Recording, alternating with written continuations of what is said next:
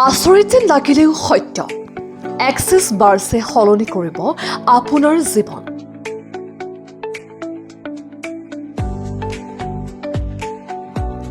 চিকিৎসা কৰি ভাল নোপোৱা ৰোগীও সুস্থ হৈ উঠিছে। মৰি মৰি জীয়াই থকাবোৰক দিব নতুন বাট।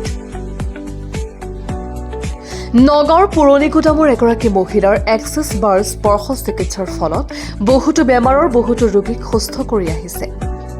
নগাঁৱৰ জোনালী বৰদলৈ নামৰ এগৰাকী মহিলাই বহু বছৰ নিজেই শাৰীৰিক অসুস্থতাত ভুগি থকাৰ পিছত চিকিৎসা কৰিও সুফল নাপায় তেওঁ আন এগৰাকী মহিলাৰ পৰা এক্সিছ বাৰ্ছ লৈ সুস্থ হৈ উঠে আৰু তেতিয়াৰ পৰা এক্সিছ বাৰ্ছ শিক্ষা লৈ আন ৰোগীক কম টকাতে চিকিৎসা কৰি সহায় কৰি আহিছে।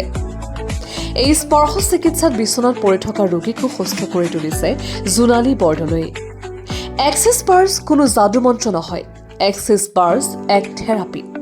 যদি টকা পইচাৰ অসুবিধা, শাৰীৰিক মানসিক সমস্যা, শিশুৰ পঢ়াত মনোযোগ বৃদ্ধি কৰা, আৰ্থিক সমস্যা আদি ভুগি থকা সকলে যদি এক্সিছ বাৰ্ছ লৈ জীৱনটো সলনি কৰিব বিচাৰিছে তেন্তে জোনালী বৰদলৈক যোগাযোগ কৰক 9101537935 নম্বৰত। কিছু মন্তব্য আছে শুনাই ল'ব বিচাৰিছো। বাৰ্ছ এটা থেৰাপি হয় আৰু সেই থেৰাপিটো আমি নিজৰ ব্ৰেইনত ৩২টা পইণ্ট থাকে, সেই পইণ্টত আমি টাচ কৰি পেলাই আমি থেৰাপি দিওঁ আৰু সেইটোকে আমি এক্সিছ বাৰ্ছ বুলি কওঁ। যেনেকৈ আমি শাৰীৰিক, মানসিক, ডিপ্ৰেশ্যন, টেনশ্যন, এনজাইটি এই সকলো ধৰণৰ বেমাৰৰ পৰা আমি মুক্তি পাব পাৰোঁ। এক্সিছ বাৰ্ছটো বহুত বছৰৰ পৰা বাহিৰতেই আছিলে। ই যেতিয়া আমাৰ ইণ্ডিয়ালৈ আহিল আৰু ক'বলৈ ভাষা নাই, আমাৰ নতুনত্ব আনি দিলে জীৱনলৈ। মানসিক শাৰীৰিকভাৱে যদি আপুনি সুস্থ থাকিব বিচাৰে তেনেহ'লে আমি ঐশ্বৰিক শক্তিৰ লগত সংযোগ কৰিব লাগিব।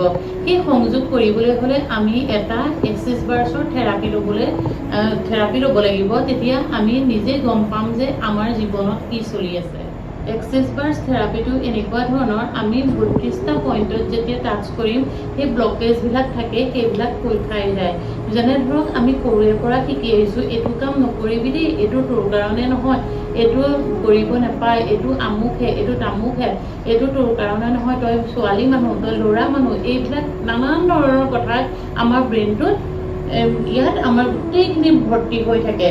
যিখিনি ধৰক নাকাৰাত্মক চিন্তা, ভাৱনা, একদম নিগেটিভিটি সকলো আমাৰ ব্ৰেইনত থাকে আৰু সেই ব্ৰেইনত থকা নাকাৰাত্মক চিন্তাই আমাক বহুতো বেয়া ধৰণৰ প্ৰভাৱ পেলায়।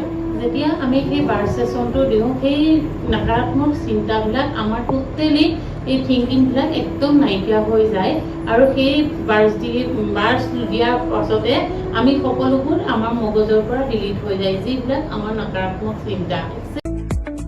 সকলোৰে জীৱনত বিভিন্ন ধৰণৰ সমস্যা আছে আৰু তাৰ কিছুমান সমস্যা আনক খুলি ক'ব নোৱাৰি জীৱনটো অনীহা হৈ যায়।